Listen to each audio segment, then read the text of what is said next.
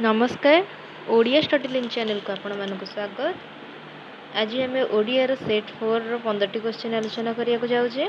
आसतु dairy नक question गुड़ा देखा। आज फास्ट क्वेश्चन हूँ ओडिया भाषा रे स्वरध्वनि संख्या केते। ऑप्शन गुड़िक है 6, 8, 10, 13। यार सठिक आंसर टी हूँ 8। परवर्ती प्रश्नटी हूँ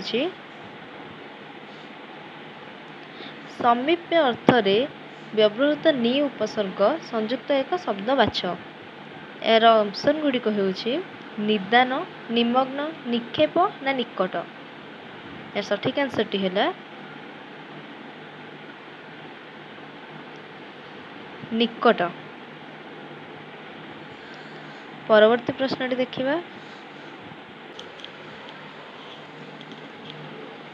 परवर्ती प्रश्नटी होछि रविवार दिन कटक रे सभा होइथिबो।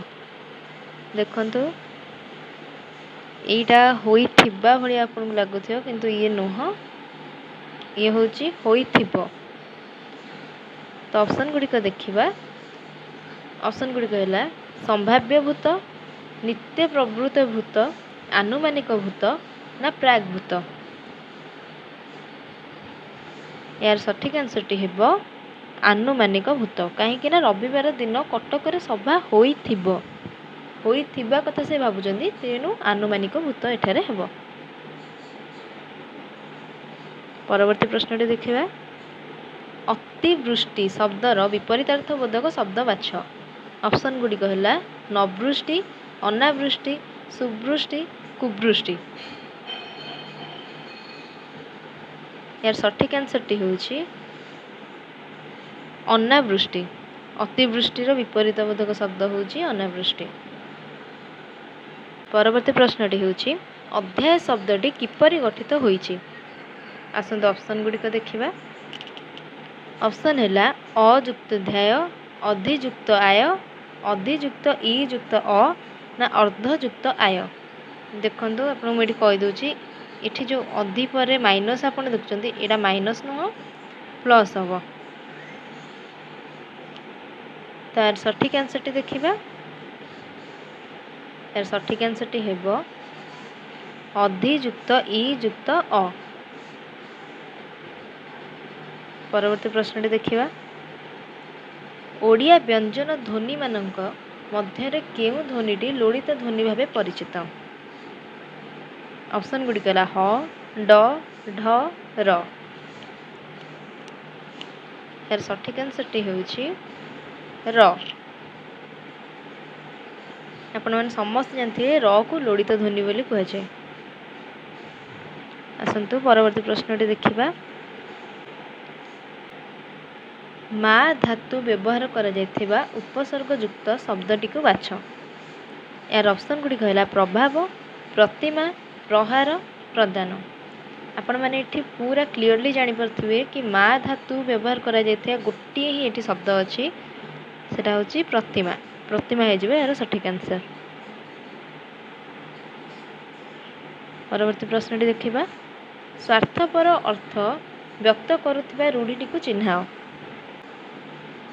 ऑप्शन गुडी कहला एकुटिया बारहा, ओजर खोलिबा, कुहा मुंडा कपिला, भजा खाई बुलिबा। स्वार्थपर सठिक आंसर टी हेबो एकुटिया बारहा।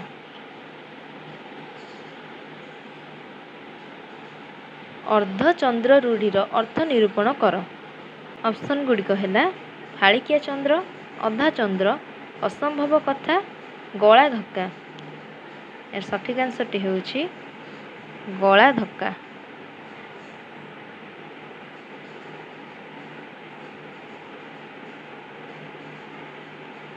निम्नोक्त मध्यरु केउटी एक क्रियापद।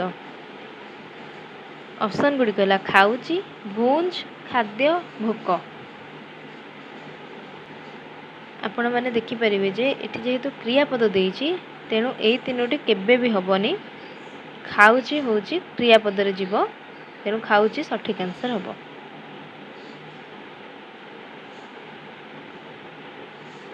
छिद्रान्वेषी ଶବ୍ଦର ବିପରୀତାର୍ଥ ବୋଧକ ଶବ୍ଦ ବାଛ। ଅପସନ୍ ଗୁଡ଼ିକ ହେଲା ଛିଦ୍ରଯୁକ୍ତ, ଦୁଷ୍ଟା, ମଙ୍ଗଳାକାଂକ୍ଷୀ, ଅମଙ୍ଗଳାକାଂକ୍ଷୀ। ଛିଦ୍ରାନ୍ୱେଷୀ ଶବ୍ଦର ବିପରୀତାର୍ଥ ବୋଧକ ଶବ୍ଦଟି ହେବ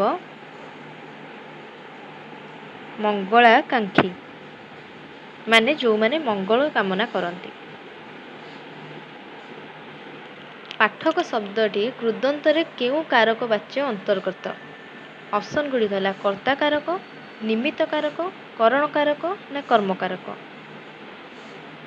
ସଠିକ୍ ଆନ୍ସରଟି ହେବ କର୍ତ୍ତା କାରକ। ପରବର୍ତ୍ତୀ ପ୍ରଶ୍ନଟି ଦେଖିବା। ନିମ୍ନୋକ୍ତ ମଧ୍ୟରୁ ସମ୍ବନ୍ଧ ଅର୍ଥରେ ଇଆ ପ୍ରତ୍ୟୟ ଯୋଗରେ ଗଠିତ ଶବ୍ଦକୁ ବାଛ।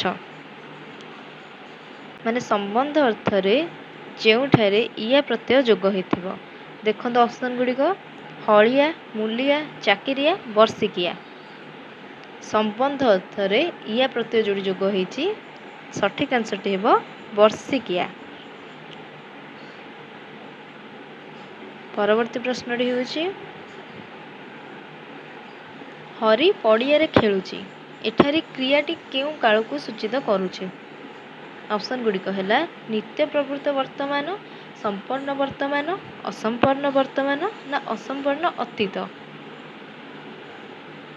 ଦେଖନ୍ତୁ ହରି ପଡ଼ିଆରେ ଖେଳୁଛି ମାନେ ଏବେ ବି ଖେଳୁଛି, ତେଣୁ ଏଠି ହେବ ଅସମ୍ପନ୍ନ ବର୍ତ୍ତମାନ, ମାନେ ତାର ଖେଳିବାଟା ଏଯାଏଁ କମ୍ପ୍ଲିଟ୍ ହେଇନି, ତେଣୁ ଏଠାରେ ଅସମ୍ପନ୍ନ ବର୍ତ୍ତମାନ ହିଁ ସଠିକ୍ ଆନ୍ସର ହେବ। ଆଜିର ଶେଷ କ୍ୱେଶ୍ଚିନ୍ଟି ଦେଖିବା। ଶେଷ କ୍ୱେଶ୍ଚିନ୍ଟି ହେଉଛି ତରଣୀ ଶବ୍ଦର ସମାର୍ଥବୋଧକ ଶବ୍ଦ ବାଛ। ଇ ବହୁତ ଇଜି କ୍ୱେଶ୍ଚିନ୍, ଆପଣମାନେ ସମସ୍ତେ ଜାଣିଥିବେ ତରଣୀ ଶବ୍ଦର ସମାର୍ଥବୋଧକ ଶବ୍ଦ ନୌକା ହେବ। ଆଜିର 15ଟି କ୍ୱେଶ୍ଚିନ୍ ବା ସେଟ୍ 4 ଆମେ କମ୍ପ୍ଲିଟ୍ କରିଦେଇଛେ। ଯଦି ଆପଣଙ୍କୁ ଭିଡ଼ିଓଟି ଭଲ ଲାଗିଥାଏ ତେବେ ଗୋଟେ ଲାଇକ୍ କରିଦେବେ, ଆଉ ଆପଣଙ୍କ ସାଙ୍ଗମାନଙ୍କ ସହିତ ଭିଡ଼ିଓଟି ସେୟାର ମଧ୍ୟ କରିଦେବେ। ଆପଣମାନେ ନେକ୍ସଟ ଭିଡ଼ିଓ ପାଇବା ପାଇଁ ମୋ ଚ୍ୟାନେଲକୁ ସବସ୍କ୍ରାଇବ୍ ମଧ୍ୟ କରିଦେବେ। ଧନ୍ୟବାଦ।